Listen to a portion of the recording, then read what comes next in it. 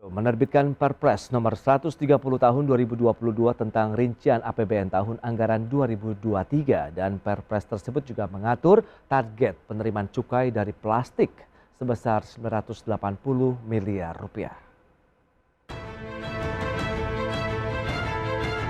Pemerintah mulai serius untuk mulai memungut pendapatan dari cukai produk plastik. Pasalnya dalam Peraturan Presiden Nomor 130 Tahun 2022 tentang rincian anggaran pendapatan dan belanja negara tahun anggaran 2023 terdapat target penerimaan cukai dari plastik dan minuman berpemanis dalam kemasan. Dalam Perpres tersebut, pemerintah mematok pendapatan dari cukai produk plastik sebesar 980 miliar rupiah, serta pendapatan dari cukai minuman bergula dalam kemasan 3,08 triliun rupiah. Sehingga total penerimaan dari kedua pos tersebut adalah sebesar 4,06 triliun rupiah.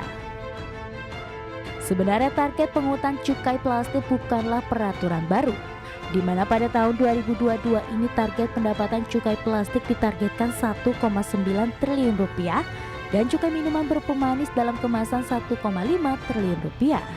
Namun kepastian kebijakan tersebut masih belum menemukan titik terang pada tahun ini. Meski demikian, Kepala Badan Kebijakan Fiskal Kementerian Keuangan Febrion Nathan Kacaribu menyebut, pemerintah sudah menyiapkan berbagai perangkat kebijakan ekstensifikasi cukai. Namun hal itu belum kunjung bisa diimplementasikan, bahkan belum ada kejelasan pada tahun depan. Berbagai sumber, IDX Channel.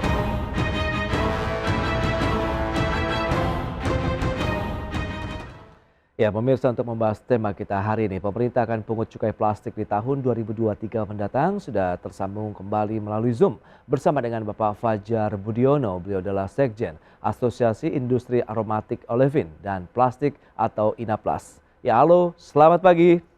Selamat pagi Mas, apa kabar? Iya, baik Pak. Salam sehat Pak Fajar. Salam sehat, yes. Ya, itu dia. Tapi semoga ini juga kabar yang sehat juga ya Pak Fajar yang didengar ataupun dirasakan teman-teman dari industri plastik, begitu bahwa pemerintah akan menarik ini cukai plastik pada tahun depan Pak Fajar. Bagaimana respon dari teman-teman INAPLAS?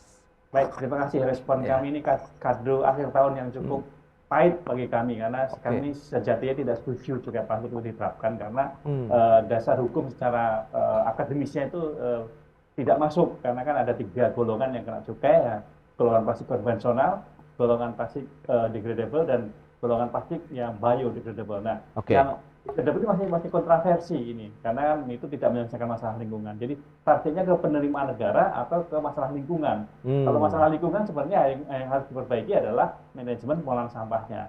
Tapi kalau targetnya penerimaan negara yang hanya cuma kita 900 miliar, nanti akan ada kerugian di PPH Badan karena otomatis ini nanti begitu diterapkan ini orang-orang akan relokasi mesin-mesin produksinya akan harus disekat-sekat ini karena mesin yang digunakan itu bisa ada yang barang kena cukai, ada bisa juga barang yang tidak kena cukai. Akhirnya mereka harus memisah mesinnya, investasi baru lagi, itu yang pertama. Kemudian yang kedua juga ekonomi juga lagi susah ini. Ini sudah hampir September ini barang jadi kami susah sekali keluar dari gudang sehingga permintaan juga lagi lesu. Pertumbuhan tahun ini yang targetnya 4,5 saja kita tidak bisa capai. Paling-paling kita 4,2 aja tahun ini bisa tercapai. Nah, kalau nanti ada cukai plastik tahun depan, target pertumbuhan di industri plastik hilir ini saya rasa akan jauh di bawah 4%. Begitu kira-kira Mas. Baik, ada 2 poin yang tadi saya tangkap dari sisi lingkungan kaitannya dengan penggunaan plastik begitu ya. Kemarin memang sudah ada beberapa daerah yang menerapkan bahwa tidak boleh ada menggunakan lagi kantong plastik begitu untuk berbelanja. Kemudian juga dari sisi penerimaan negara.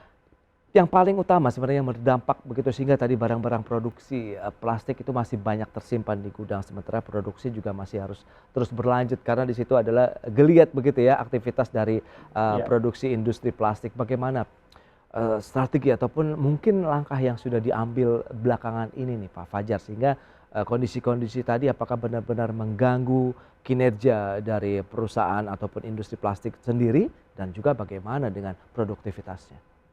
Jadi sekarang ini di industri plastik hilir itu produktivitasnya udah mulai turun di bawah 80%.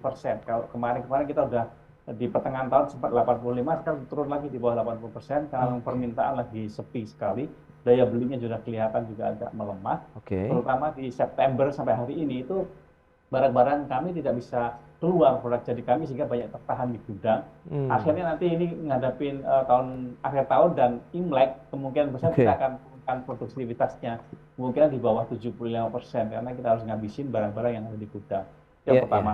Dan yang kedua nanti kalau diterapkan plastik, bagaimana nasib-nasib barang yang produksi November Desember ini? Karena mereka kan Hmm. produksinya produksi lama. Ini kalau diterapkan, sementara nanti di Imlek udah pasti itu akan turun permintaan. Nah kita harapannya cuma ada di eh, Lebaran, di puasa dan Lebaran agak naik sedikit. Nah ini nanti jangan sampai Oke. jadi masalah nanti dari Nah, penerapannya. itu dia. Berarti kan barang yang menumpuk ini kan akan tetap stay begitu ya di dalam pabrik. Kemudian produksinya akankah dikurangi begitu Pak? Artinya tidak paling tidak sehingga tidak ada tumpukan yang lebih besar lagi begitu di gudang-gudang Ya, maksud. pasti akan kita kurangin karena Oke.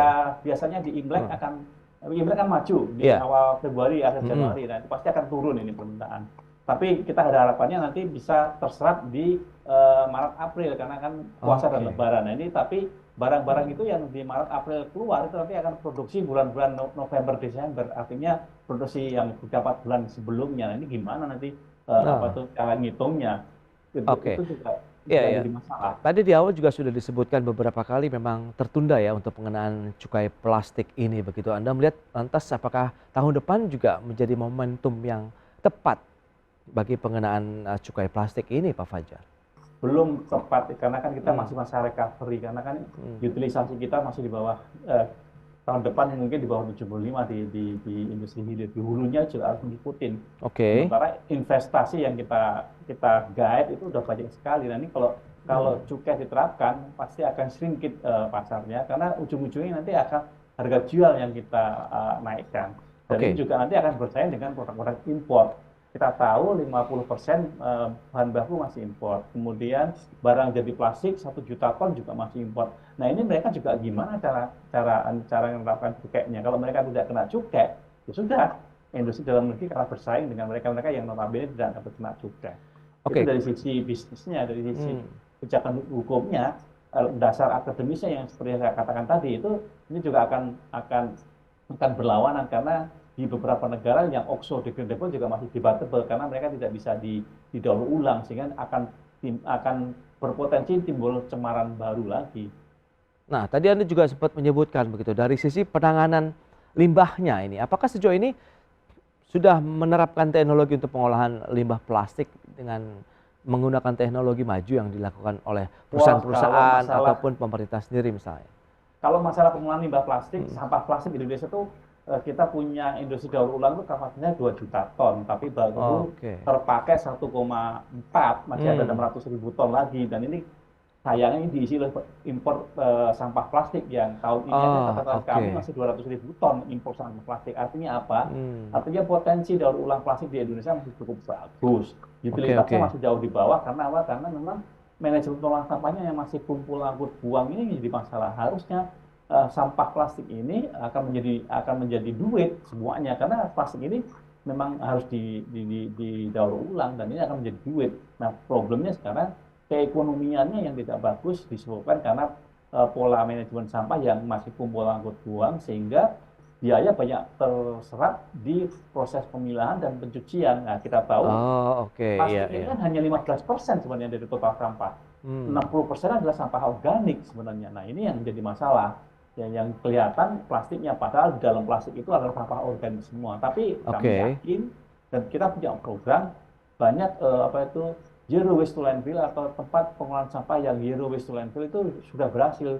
Bahkan sudah 5 tahun ini profit oriented. Kita punya banyak sekali binaan kok. Itu sudah di copy paste di Ah. banyak kota dan daerah. Itu berhasil. Manajemennya kita kelola aja sebenarnya. Tinggal itu aja sebenarnya. Oke, kaitannya lebih kepada edukasi dalam pengelolaan limbah plastik yang harus dikuatkan kembali begitu Pak Fajar sehingga ikut membantu ekosistem nih dari pengolahan limbah plastik sehingga mampu terserap dengan lebih optimal. Iya, seharusnya kalau kita fokus ke manajemen pengolahan sampah, udah plastik, sampah plastik diambil Oke. karena plastik itu nilai ekonomi tinggi dibandingkan sampah yang lain. Baik, itu cukai untuk plastik dan minum berpemanis dalam kemasan juga terkena cukai begitu. Apakah ini Ya, akan juga ikut menekan dari industri plastik sendiri, Pak Fajar? Ya, industri minuman berpepanis ini itu kan packagingnya juga plastik juga. Mau Oke, nggak mau itu nanti akan ditambahkan ongkosnya ke situ, jadi double impact kan. Kita oke. ngitung-ngitung sekitar 7 sampai 10% nanti tambahan harganya nanti akan dibebankan ke konsumen. Itu Kemudian dia. yang berikutnya ini nanti hasil cukai plastik dikenakan untuk penerimaan negara Mhm. atau perbaikan lingkungan. Kalau perbaikan lingkungan kan ya jangan masuk ke APBN. Kalau masuk ke APBN lagi manajemen pengelolaan sampahnya dapat dana dari mana? Sementara kan ini kita swadaya semua di sini. Pemerintah belum Oke. hadir maksimal meskipun sudah ada undang-undang pengelolaan sampah, tapi di lapangan masih carut marut semuanya. Ah, ada upaya komunikasi Pak yang sudah dilakukan sejauh ini dari teman-teman ini pas begitu untuk menyikapi adanya rencana penerapan cukai plastik ini? Kalau penerapan cukai plastik kita selalu komunikatif, cuma Hmm. dalam hal ini waktu terbitnya Perpres kita tidak diajak bicara sehingga kami Oke. juga cukup kaget tiba-tiba Oh, kok ini diterapkan, ini bagaimana, kita nggak siap terus terang, dan kita nggak setuju di situ. belum ada komunikasi sebelumnya begitu Pak untuk urun rembuk misalnya pada saat awal? Belum, yang tiba-tiba muncul Perpres ini kita belum diajak bicara. Oke. Nah, next langkahnya apa yang akan dilakukan oleh Inaplas? Tahan dulu jawabannya. Pak Fajar, kita akan jeda dulu sebentar. Baik pemirsa, tetaplah bersama kami. Kami akan segera kembali usai pariwara berikut ini. Ya, Anda masih menyaksikan Market Review. Berikut ini kami sampaikan infografik untuk Anda. Data selengkapnya bisa Anda saksikan di layar televisi Anda. Kita akan cermati dari dasar pengenaan dari cukai plastik ini apa yang menjadi salah satu latar belakangnya. Yang pertama ada penanggulangan pencemaran dan atau kerusakan yang ditimbulkan begitu ya dari limbah plastik. Kemudian ada pemulihan lingkungan, pengembangan industri daur ulang plastik dan atau inovasi produk pengganti plastik. Itu dia dasar pengenaan dari cukai plastik. Kemudian kita lihat dari PDB. Atas dasar harga konstan industri karet, barang dari karet dan juga plastik. Ini kita cermati dari tahun 2017 sampai dengan 2021.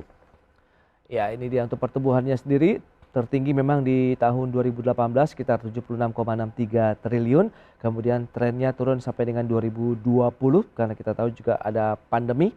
Di tahun 2020 menjadi 68,34 triliun dan naik lagi di tahun berikutnya di 2021 menjadi 69,07 triliun.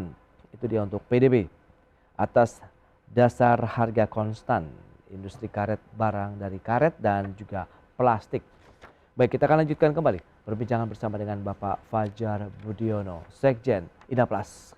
Ya, Pak Fajar, menarik kalau kita lihat dasar pengenaan cukai plastiknya ini loh. Kita lihat ini tadi penanggulangan pencemaran dan atau kerusakan, kemudian juga pemulihan lingkungan, daur ulang plastik dan inovasi produk pengganti plastik. Kalau tadi sudah kita bahas cukup panjang adalah sebenarnya pola bagaimana penanganan limbah plastik ini sudah berjalan, di mana daur ulangnya sudah oke, kemudian tadi yang menjadi titik beratnya adalah pick up-nya ya, penjemputan sehingga benar-benar efektif masuk ke dalam ranah pengolahan dari limbah plastik ini. Bagaimana Anda lihat dari sisi dasar-dasar pengenaannya dulu nih, Pak Fajar? Ya dari sisi dasar pengenaannya itu kan dibagi 3 kelompok. Yang degradable plastik, yang biodegradable, sama yang plastik konvensional. Yang plastik konvensional akan kena 30.000 rupiah per kilo, kemudian yang degradable kena separuhnya 50%, kemudian yang biodegradable adalah 0%. Tapi itu yang degradable itu sekarang malah jadi problem di negara-negara maju. Di Eropa sudah dilarang, di Thailand juga sudah mulai dilarang karena itu tidak bisa di recycle karena dia akan nunggu sekian lama untuk hancur. Nah, plastik yang di Indonesia sendiri sebenarnya industri daur ulang di Indonesia sendiri itu plastik merupakan salah satu nilai yang paling besar, itu rebutan itu sebenarnya. Cuman yang dimasalah adalah banyak sekali kita yang belum disiplin membuang sampah pada tempatnya. Kalau sampah dibuang pada tempatnya itu pasti akan teman-teman pemulung, lapak akan ambil semua karena rezeki pemulung di situ. Pemulung ini udah di Jabodetabek aja 3 juta orang yang terlibat di situ dan mereka rata-rata pendapatannya sudah di atas UMR. Memang masih ada sampah-sampah plastik yang tercecer di mana-mana, yang kemudian misuse, itu misuse dipakai untuk bungkus logam berat kayak oli segala macam. Nah itu butuh butuh treatment lagi, dan kemudian masih bercampur dengan di sini yang jadi masalah adalah proses pemilahan dan pencucian itu ongkosnya terlalu mahal, sehingga Oke. plastik-plastik yang ini yang sebenarnya kondisinya tidak terlalu banyak, sedikit, kira-kira sekitar 10% aja itu yang dari total sampah plastik ini. Sampah plastik itu hanya 15% dari total sampah yang dihasilkan seluruh komunitas, ya. 60% adalah sampah organik. Tapi kalau kita hanya fokus di sampah plastik saja tanpa melihat sampah yang lain, pasti manajemen berantakan juga. Nah, kita harusnya semuanya. Dan kita juga sudah punya model di situ, mulai dari yang skala 4 ton sehari sampai yang skala 300 ton per hari ada. Dan ini sudah dan sudah profitable dan tidak memerlukan tempat pembuangan sampah akhir lagi, dan benar-benar dan ini sudah berhasil. Dan 5 tahun terakhir ini sudah banyak di copy paste. Kalau mau di Solomatu Pamulat ada, kemudian di Kepanjen Malang ada, di Bali sendiri Kota Kujimbaran ada, kemudian di Cilegon juga ada. Sudah banyak model-model itu, dan kita perbesar ini model-model ini, dan kita sebarluaskan ke daerah lain untuk ini manajemennya. Tantangannya yang menarik jadi pertanyaan buat saya juga, apakah butuh lahan yang luas, teknologi yang mahal, atau bagaimana Pak, sehingga biar lebih efektif Pak dari sisi pengolahan limbah plastiknya ini mungkin di setiap kelurahan ada, atau perlu kecamatan atau provinsi, atau bagaimana sebaiknya, sehingga tadi pola dari pemilahan kemudian dari pengolahan limbah plastiknya bisa berjalan dengan waktu yang tidak lama. Oke, baik. Ya, intinya sampah itu jangan nginep, karena begitu sampah ini nggak nginep, value-nya akan lebih bagus daripada yang nginep. Karena yang nginep itu pasti akan basah, hingga akan mengurangi nilai ekonomisnya. Kemudian masalah sizing dari kelurahan pun kita bisa kok. Masalah teknologi nggak usah yang terlalu canggih, yang sederhana aja bisa. Yang penting pemilahan terus pengolahan itu benar, dan itu kita harus perlu banyak model bisnis pengolahan sampah, karena Indonesia ini luas sekali, jadi tidak harus disesuaikan dengan kondisi setempat, kearifan lokalnya. Kayak di pegunungan sama di pesisir pantai, nanti teknologinya akan beda. Nah, kita di tempat tadi teknologinya berbeda-beda semua. Tapi intinya itu tadi, sampah jangan nginep, kemudian kita rubah ke yang circular ekonomi. Jadi kumpul, pilah, kemudian jual. Kalau yang tidak laku dijual, nanti kita versi untuk menjadi bahan bakar pengganti batu bara. Kemudian food waste-nya itu kita jadikan pupuk, baik itu pupuk yang untuk composting maupun pupuk yang cair untuk pertanian. Dan ini sudah common, sudah berjalan, dan tinggal kita copy paste aja. Nah, kalau kita sudah sorting juga ke KLHK, ke teman-teman yang lain, tapi yang berminat baru pemda-pemda, kelurahan-kelurahan yang sudah concern terhadap lahan. Dan lahannya nggak terlalu besar kok, cukup sebesar 2 kali lapangan voli udah cukup kok. Baik, tapi lantas bagaimana dengan itu? Nampaknya lebih banyak swadaya, begitu, dalam artian teman-teman pelaku industri plastik yang berinisiatif dan berinisiasi untuk melakukan pembuatan tempat-tempat bagaimana tadi pengolahan limbah plastik tadi, Pak. Bagaimana? Jadi ini inovasinya kan memang kita harus bangkitkan dari masyarakat sekitar dulu, lingkungan peduli dulu. Harus masyarakatnya peduli terhadap sampahnya, masyarakatnya peduli dan mau untuk mengolah sampahnya. Kalau masyarakatnya cuek-cuek kan susah sekali dalam hal ini. Nah, yang ke depan ke sana, industri daur ulang juga kita masih idle kapasitinya kok, masih banyak. Nah, industri daur ulang ini juga jangan direcokin oleh regulasi-regulasi yang tidak pro terhadap industri daur ulang, kayak semacam PPN, kemudian nanti ditutup untuk harus baku mutu yang harus tinggi. Mereka harusnya didampingin. Karena kan ini akan air kan untuk pencucian, ya makin banyak sampah yang nginep itu nyucinya makin banyak butuh air. Tapi kalau sampah ini nggak nginep, nah ini nyucinya akan lebih ringan dan value-nya akan lebih tinggi. Dan itu terus kita perbaiki kok di beberapa tempat, dan itu akan menjadi. Nah, kedepannya inovasi terhadap packaging. Nah, packaging ini juga nanti akan berinovasi lagi menjadi plastik-plastik yang single use, single material. Baik. Kan multi layer tapi single material. Nanti akan meningkatkan economic value di industri daur ulangnya. Karena apa? Plastik belum tergantikan sampai saat ini. Kita mau ganti apa? Mau pakai kertas. Kertas pun kalau untuk yang liquid itu ada laminasinya plastik. Itu akan lebih susah lagi untuk didaur ulangnya. lebih mahal proses ongkos daur ulangnya. Nah, ini harus inovasinya harus ke arah sana, bukan Baik. menggantikan plastik, tapi Oke. membuat packaging yang gampang, mudah dan murah untuk didaur ulang di situ. Oke, Inovasi. Pak Fajar, lantas bagaimana? Apakah pengenaan cukai ini seperti yang tadi dasar pengenaan cukai plastik ini, apakah juga efektif bisa mengurangi tadi tingkat pencemaran lingkungan, kemudian juga mengurangi sampah plastik yang ada di lingkungan masyarakat? Ini justru akan memperbesar import barang jadi plastik masuk ke Indonesia. Wow, justru diisi ya oleh pihak lain begitu ya? Iya, jadi kita Oke. karena kan mereka akan beralih ke plastik, ke barang lain, tapi plastik-plastik juga. Kayak Baik. beberapa daerah yang Oke. melarang single use plastik, Ya, itu ya. menggunakan material lain yang notabene itu juga plastik-plastik juga. Tapi memang itu pasti yang secara value untuk di recycle itu lebih tinggi. Nah, harusnya inovasinya ke arah sana. Inovasi apa itu barang jadi plastik yang mudah didaur ulang dan value-nya tinggi untuk didaur ulang. Karena plastik ini kalau tipis itu kan sekali jongkok dapatnya cuma dikit, tapi kalau plastik yang tebel kayak aqua cup atau botol air minum itu belum sampai 1 menit sudah hilang diambil pemulung itu. Tapi kalau kalau yang multi layer kayak bungkus permen segala macam kayak gitu kan agak susah gitu. Nah, tapi kita juga terus berinovasi juga bagaimana multi layer ini nanti bisa mempunyai value. Nah, kita ada percontohan juga di Bali, kita jadikan untuk RDF, pengganti covaring untuk batu bara di pabrik semen, dan itu udah jalan. Sementara lagi di Tangerang juga sudah mulai jalan. Jadi sebenarnya kalau kita tekunin bisnis pengolahan sampah ini, itu uangnya cukup besar di sana. Baik, jadi baik Pak kasihlah Fajar. insentif di industri pengolahan sampah. Gitu. Oke, terakhir Pak, harapan dari teman-teman Inaplas terkait dengan menyambut tahun 2023 mendatang. Harusnya tunda cukai plastik, kita bangkitkan dulu industri yang dalam hal pemulihan ini, recover together, recover yang stronger lebih ini. cepat Oke. lagi. Ya ini kalau enggak kita akan tengkurap lagi nih. Karena apa? Ini di sini banyak sekali tenaga kerja yang terlibat, terutama pemulung juga paling banyak. Oke. Baik. Nanti kalau diterapkan juga plastik, ya akan beredar adalah yang degradable. Yang degradable itu sama pemulung dijauhin, Pak.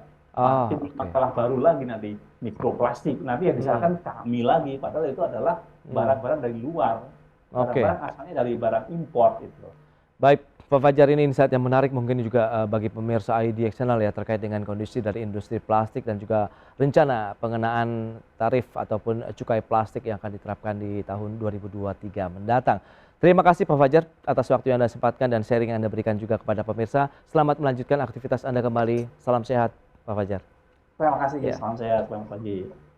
Ya pemirsa, 1 jam sudah saya menemani Anda dalam Market Review, dan tetap saksikan IDX Channel, your trustworthy and comprehensive investment reference. Saya Prasetyo Wibowo beserta kerabat kerja yang bertugas undur diri. Terima kasih dan sampai jumpa.